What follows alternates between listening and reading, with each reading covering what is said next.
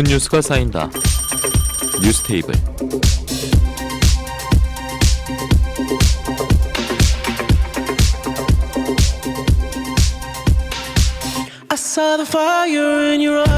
뉴스 퍼다가 주목하는 가장 뜨거운 뉴스 테이블 위에 올려보는 시간이죠. 뉴스 테이블 출발해 보겠습니다.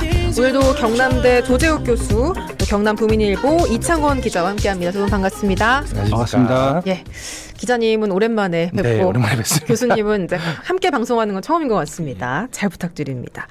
지난주 목요일이었죠. 24일에 일본이 결국에는 원전오염수 해양 방류를 시작을 했습니다. 이제 이게 오늘로 5일째인데 지금까지 어느 정도의 양의 방류가 된 거죠? 네, 우선 일본 측이 24일 오후 1시쯤에 이 수조에 보관하던 오염수를 방류하기 시작해서 그날 하루에는 약 200톤 정도를 방류를 했습니다. 예. 다음 날부터는 방류량을 2배가량 늘려서 하루 460톤가량을 현재까지 내보내고 있습니다. 도쿄전력이 오염수를 바닷물로 희석해서 방류하는 작업을 우선 17일 동안 진행해서 1차적으로 오염수 7,800톤의 방류 계획을 잡았습니다. 내년 3월까지 방류할 것으로 예상되는 오염수의 양은 31,200톤으로 현재 보관 중인 오염수 대비 2.3% 수준에 불과합니다. 그러니까 현재 후쿠시마 제1원전에는 오염수의 총량이 134만 1,000톤가량이 있는데 1,000개 가량의 대형 탱크에 보관하고 있는데 이에 따라서 오염수 방류가 현재 방류량대로 진행이 된다면 약 30년 정도가 계속 걸릴 것으로 보입니다. 하지만 방류 계획이 더욱더 확대될 것이라는 전망도 나오는데 실제로 빗물과 지하수의 유입으로 오염수가 지금도 만들어지고 있기 때문입니다. 이 때문에 도쿄전력이 방류량을 점점 더 늘릴 것이다. 이런 보도도 일본 언론을 통해서 나오기도 했습니다. 네. 그렇다면 교수님께서는 이 오염수 방류 상황 어떻게 보셨는지도 말씀을 들어보고 싶습니다. 불쾌하죠. 예상이 현실화되니까 예. 참 짜증이 나기도 하고 말문이 막히기도 하고 방류한 지 얼마 안 됐으니까 이거를 두고 지금 피해를 이야기하기는 쉽지 않은데 예. 그래도 일반 국민들 입장에서는 찝찝할 수밖에 없고 지금 바닷물에 발 담그기가 좀 그렇잖아요. 그리고 무엇보다도 수산업에 종사하시는 분들이 굉장히 많은 불안감을 가질 수밖에 없을 것 같은데 특히 그 가리비나 멍게 등 일본에서 수입하는 수산물도 꽤 되거든요. 예. 그러니까 일본에서 온 수산물이 후쿠시마 앞바다에서 온 것은 아닌데 그래도 장사하시는 분들은 그 원산지 표기를 해야 되지 않습니까? 그렇죠. 일본이라는 표기를 하는 순간 앞으로 그 소비자들이 쉽게 사 먹어지지가 않지 않습니까? 대통령실은 지금 소비 촉진을 위해 가지고 대통령실 구내식당부터 수산물을 자주 올리겠다는 의지를 표명하고 있고 또 정부 여당은 국민들에게 괴담에 속지 마라. 오염수는 충분히 검증된 것이다라고 얘를 강조를 하고 있지만은 이 국민들이 뭐 바보는 아니잖아요. 괴담인지 아닌지는 국민들이 판단할 문제이고 또 대통령실이 소비 촉진 운동을 한다 해가지고 이 국민 소비 촉진으로 이어지는 것은 아니거든요.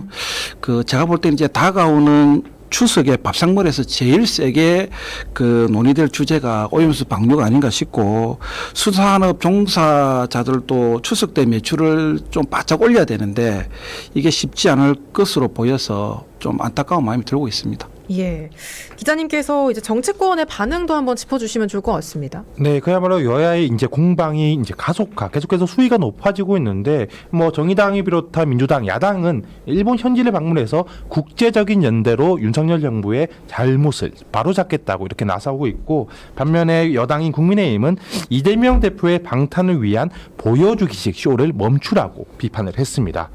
민주당과 정의당 지도부는 일본 오염수 방류 저지 대국민 집회에 참석하고 또 일부 의원들은 일본 현지를 찾았다고 해요. 야당 의원들은 윤석열 정부가 일본의 오염수 투기를 지지한다 하더라도 국민은 명백히 반대하고 있다고 목소리를 높였습니다.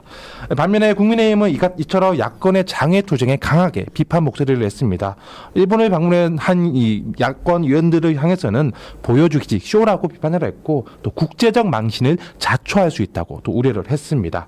그러면서 이 같은 괴담 괴담 정치가 수산물 소비 위축을 불러와서 예. 결국은 어민과 수산업계에 피해를 입히게 된다 이렇게 주장을 했습니다. 네, 특히나 경남 지역은 이제 어민들, 종사자들이 많기 때문에 우려하는 분들이 더 많을 것 같은데, 근데 생각보다 어민들, 수산업계가 좀 이렇게 뭉쳐서 한 목소리를 내는 공동 대응하는 그런 분위기는 좀 없지 않나 싶어요. 네, 어민들이 뭐 대체적으로 우려 섞인 시선을 보내고 있는 건 맞는데, 다만 정부 기조에 동조하는 사람들도 있고, 또한 방류에 반대를 하더라도 안전에 치명적인 문제가 없다 이렇게 보는 사람들이 많아서 좀 예. 똘똘 뭉치지 못하는 모습을 보이고 있습니다. 그러니까 적극적으로 반대 투쟁에 나서려는 쪽도 있고, 이와는 반대로 좀 함께하지 않으려는 쪽으로 나눠진 양분하는 이런 양상도 보이고 있습니다. 한편 이 정부가 이 같은 상황을 고려해서 뭐 모니터링 체계 강화라든지 수산물 소비 위축 등과 국내 어업 보호에 나서겠다고 강조를 하고 나섰고요. 우선은 이 출하 전에 양식 수산물의 검사도 강화하겠다고 밝혔습니다. 아울러서 대통령실과 이 정부 여당 측은 오염수 괴담 차단에 좀 집중을 하고 있고, 예. 또 범정부 차원에서 수산물 소비 진작을 위해서 힘쓰겠다고 강조했습니다. 네. 교수님이 보시기에 이런 정부의 대책들이 좀 어민들의 불안감을 해소할 수 있을 거라고 보시는지요? 그러니까 어민들의 불안감을 해소하기 위해서는 소비 촉진으로 이어져야 되는데 예. 그게 안 되면 아무 필요가 없거든요. 그러니까 방사능 감시 강화하겠다. 그러니까 방사능 물질 검사를 가급에서 좀 더 자주 하겠다. 이렇게 이야기를 하고 있는데 이것 말고는 할 방법이 없잖아요, 솔직히. 예. 만일에 방사능이 검출이 된다면 그때는 그 어떤 대책을 내놓아도 아무 소용이 없지 않습니까? 그쵸. 모든 게 끝이 나버리거든요. 우리 바다가 아닌 일본 바다에서 먼저 삼중수소가 기준치를 넘었었다라는 보도가 나온다면 이것으로 수산업은 그냥 대재앙으로 이어질 수밖에 없습니다. 그래서 정부는 소비 촉진안을 계속해서 모든 안을 내놓을 수밖에 없는데, 그런데 국민들이 마음을 닫아버린다면 소비 활성화는 물건으로 갈 수밖에 없다. 모든 것은 국민들의 마음에 달려있다. 이렇게 보시면 될 것 같습니다. 네, 그렇다면 이제는 지역 행정의 역할도 한번 좀 짚어보면 좋겠습니다. 경상남 도 차원에서 어떤 대응을 하고 있는지도 궁금한데, 도가 시행하는 대책은 어떤 것들이 있을까요? 네, 경남도는 우선 시군과 해경, 명예감시원으로 구성된 합동 점검반을 꾸려서 예. 시군 자체 점검은 물론 또 도내 일본산 수산물 취급업체 1,300여 곳을 집중적으로 점검하기로 했습니다.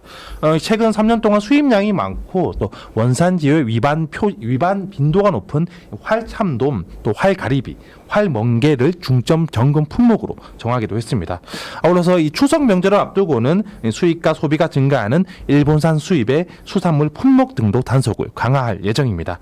앞서 박한수 경남도지사는 담화문을 내고 정부 차원에서 수산물 지원책 마련이 필요하다는 이런 입장을 내기도 했습니다. 예. 아까 또 교수님 잠깐 말씀하셨지만 대통령실에서 이제 오늘부터 일주일 동안 청사 구내식당 점심 메뉴로 이제 우리 수산물을 제공을 한다고 했죠. 아마 이 소비 위축에 대통령실이 좀 대응을 하는 모양새를 보이고 있는 건데, 이런 방법들이 좀 소비 촉진에 효과가 있을 거라고 보십니까, 교수님? 저는 뭐 그렇게 크지는 않다고 봐요. 예. 국민들 입장에서는 일종의 정치적 퍼포먼스가 아닌가 이렇게 생각하시는 분도 꽤 계시고, 그 대통령실에서 당장 할 수 있는 게 별로 없단 말이에요. 그렇기 때문에 일단 어민들 수산업에 종사하시는 분들의 그 마음을 좀 달래야 하고, 그렇게 하기 위해서는 제일 쉬운 게 소비 촉진 운동이고요. 이게 대통령이 이러한 대통령의 그 소비 촉진 운동에 영향을 미칠 수 있는 곳은 몇 군데는 있습니다. 군을 비롯해 가지고 뭐 공기관, 공기업에 영향력을 행사할 수 있는데, 그런데 일반 국민에게까지 큰 영향을 미칠 거라고 단정할 수는 없을 것 같고요. 국민들이 반드시 대통령실과 그 계획을 같이 한다고 하지는 않을 것 같습니다. 예. 이 원자로염수 관련해서 이제 우리 경남 도민들이 어떻게 생각하는지는 이번 주 수요일 뉴스테이블 시간에 저희가 여론조사 결과를 또 한번 발표를 해보겠습니다. 수요일 방송까지 끝까지 함께 해주시기 바라고요. 자, 다음 뉴스도 한번 테이블 위에 올려보겠습니다. 홍범도 장군이 요즘 다시 뉴스에 좀 이름이 자주 오르내리고 있죠. 국방부가 이제 육군사관학교 교정에 있는 홍범도 장군 흉상을 철거한다고 밝히면서 논란이 되고 있는 건데, 기자님이 이 논란을 한번 정리를 해주실까요? 네, 애초에 이번 논란은 국방부가 이제 불을 지폈는데, 홍범도 장군의 소련 공산당 입당 전력을 문제 삼으면서 논란이 짚어졌습니다. 실제로 홍 장군님은 1927년 소련 공산당에 가입한 흔적이 있습니다.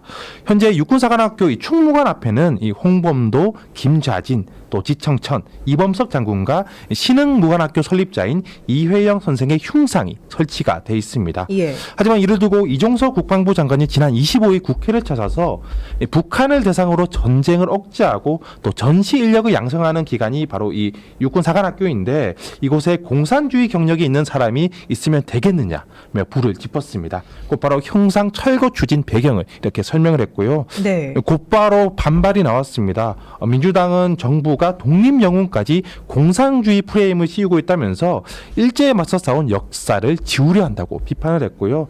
특히 여권에서도 뭐 홍준표 대구시장 등이 좀 과하다, 이념의 과잉이다는 이런 비판을 목소리를 내기도 했습니다. 예. 이번 사태가 이제는 역사관을 두고 여야의 정쟁으로 번지는 모양새인데 국방부가 우선은 신흥무학교 설립자인 이회영 선생의 흉상은 옮기지 않기로 일단은 잠정적으로 결론을 내렸습니다. 네. 한편 그런가 하면 오늘 보도를 보면 이 서울 용산 국방부 청산 현관 앞에도 홍범도 장군의 흉상이 설치되어 있는 것으로 나타났습니다. 네, 국방부가 철거 입장을 밝혔는데 정작 국방부 청사 현관 앞에 있다는 좀 아이러니한 상황입니다.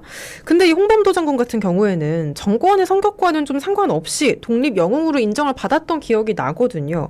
박정희 정부 때는 이제 건국훈장 대통령장 추서가 됐었고 또 21년도였죠. 문재인 정권 때 이제 건국훈장 대한민국 장이 수여가 됐었는데 갑자기 이게 왜 다시 논란이 되고 있는 건지도 궁금합니다, 교수님.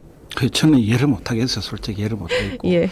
이 홍범도 장군 같은 경우는 보수 쪽에서도 다 인정하시는 분이거든요. 그래서 박정희 대통령이 건국훈장 대통령장을 추서를 했고 네. 그 이후에 그 노태우 정부 시절 그다음 김영삼 정부 시절에 홍범도 장군의 유해를 봉안하기 위해서 굉장히 많은 노력을 했고 그게 그렇죠. 그 실제적으로 옮겨지지 않았을 뿐이지 보수 세력 쪽에서도 굉장히 많은 노력을 기울였거든요.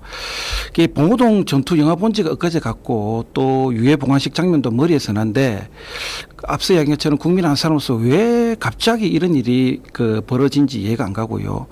그 흉상 이전에 돼 가지고 우리 국민들이 납득을 하면 되는데 지금 여기에 대해서 거의 납득하는 분이 아무도 없단 말이에요. 그러니까 지금 흉상 이전은 어떻게 보면 독립운동가들에게 모멸감을 주는 굉장히 안 좋은 행위다. 이렇게 제가 평을 내릴 수밖에 없고 앞서 우리 이창 기자가 이야기를 했지만은 그 홍범도 장군의 공산주의 경력 때문에 예. 지금 이런 것 같은데 이 당시 이제 공산주의 경력은 지금 반공 시절에 그 공산주의와는 또 다른 차원에서 다뤄야 될 부분이단 말이에요. 그래서 이 당시에 공산주의 경력을 꺼낸 것은 오버해도 너무 오버했다, 한참 오버했다 이렇게 볼 수밖에 없고 예. 현 정부가 반공 이데올로기 주구 속에서 뭔가 보수 세력의 결집을 도모하려는 그런 정치적 의도를 갖고 있는 것 같은데 제가 볼 때는 오히려 여당 표 깎아먹는 그러한 처사라고 보입니다. 지금 안 그래도 여당 내부에서 여기에 대해서 굉장히 비판의 목소리가 나오고 있고 예. 또 당 차원에서 여기에 대해서 뭐 실질적으로 공식적인 입장을 표명하고 있지 않잖아요. 그리고 대통령실도 한 발 물러서는 모습을 보이고 있는데 이거는 이제 국방부하고 육군사관학교에서 결정할 문제다 이렇게 나오고 있는데 그런 측면에서 볼 때 이번에 그 흉상 이전 문제는 대통령실에서 큰 실수를 한 게 아닌가 이렇게 보고 있습니다. 예.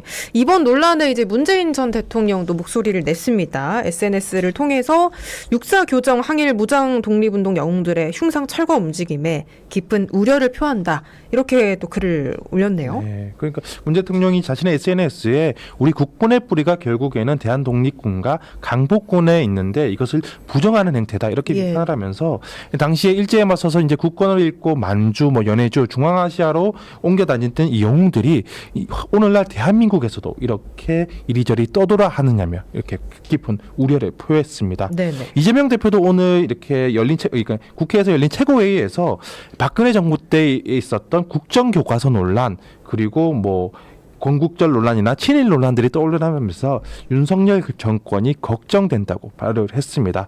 앞서 이종찬 강북회장 역시 반역사적인 결정이라면서 이종섭 국방부 장관의 퇴진을 공개적으로 요구하기도 했습니다. 예. 지금 유튜브 엔키타카 채팅창에도 우리 청취자분들께서 역사를 부정하는 거다. 좀 분하고 화가 난다. 좀 부끄럽다. 이런 반응들을 보여주고 있는데 교수님께서 보시기에 이 홍범도 장군 흉상 철거 논란 이 문제가 좀 어떻게 마무리가 돼야 한다고 보시는지 좀 말씀을 들어보고 싶습니다. 국민들이 아무도 납득을 안 하니까 그대로 그 육군사관학교에 위치하도록 내버려 두는 게 좋을 것 같습니다. 그리고 만일에 문제가 된다면 다시 이제 그 짚어볼 부분이 있는데 그런 게 전혀 없잖아요. 이 보수 세력도 인정하시는 분이고 그리고 그분들이 있었기 때문에 오늘날 우리가 있지 않습니까? 그런 차원에서 볼 때 깨끗하게 뭐 잘못된 것 같다 하고 그 위치에 그대로 두는 게 좋을 것 같습니다. 예. 지금 댓글들이 좀 막 굉장히 많이 올라오고 있습니다. 여론이 좋지 않다 보니까 극우 세력을 좀 이렇게 뭉쳐서 내년 총선에 이기려는 좀 그런 움직임이 아닌가 이런 말도 있는데 이 부분 어떻게 보십니까, 교수님? 극우 세력에게 표를 얻을 수는 있겠지만은 그러면 중도 세력들의 표가 이탈되잖아요. 그런 측면에서 볼 때 그래서 제가 오히려 이게 자기 표 깎아먹는 행위라고 이렇게 이야기를 예.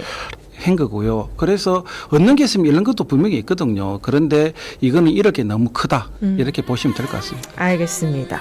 자, TV와 라디오 또 유튜브를 통해 생방송으로 함께하고 있는 뉴스파다 뉴스테이블 함께하고 있는데요. 저희 잠시 전하는 말씀 듣고 다시 돌아오겠습니다. 네, 뉴스파다 뉴스테이블 함께하고 있고요. 다음 주제로 한번 넘어가 보겠습니다. 요즘 그 노란 버스 돈 주고도 못 구한다 이런 말이 있을 정도로 노란 버스 찾기에 지금 온 학교들이 지금 논란이라고 하는데 어떤 상황인지 한번 정리를 해주실까요? 네, 우선 이 노란 버스가 어린이 통학 버스를 말하는데 예. 이게 지난해 10월로 문제가 거슬러 올라갑니다.